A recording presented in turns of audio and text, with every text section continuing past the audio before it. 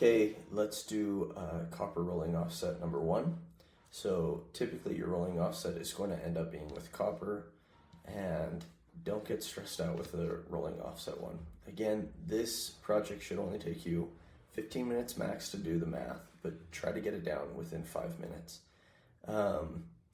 Make sure that you solve it on the calculator that you're going to be performing the test.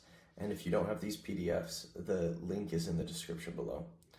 Let's get started with the first one. So to find for A is just 8 inches from center to center. Because it's copper, our takeoff's going to be 4/8. Watch the video on takeoffs if you're confused on that. So our cut copper from the end to the center will be 7.5 inches. So put some stars next to that. The next one will be 14 inches from length to length. So we just do the 14 minus the 8, which will end up giving us 6.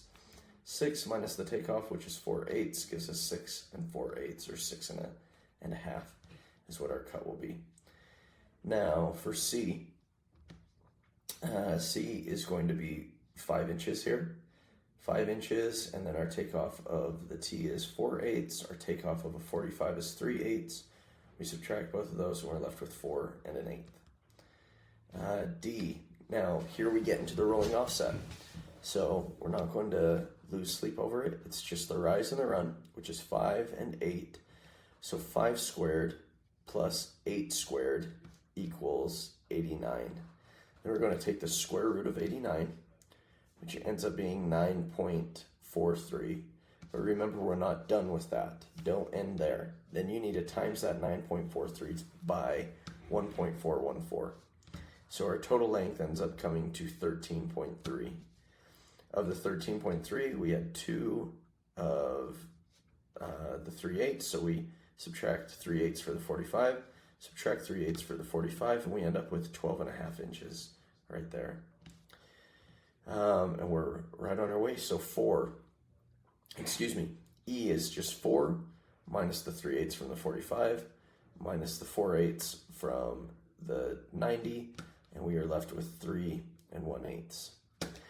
Now this one's a little bit trickier. So we notice we want to make sure that this goes all the way down to the bottom, which it does. Sometimes they'll be tricky and they'll try to get you on with like a center here or something like that.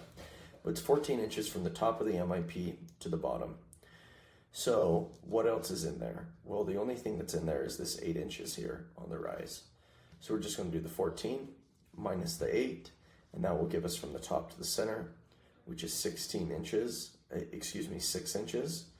So 6 inches minus the takeoff, which is 4/8, gives us 5.5 inches. So I didn't have the calculator, but we can explain everything really quickly in just 3 minutes. With the calculator, it wouldn't have taken much more time. We could have definitely done all the math for this one within 5 minutes.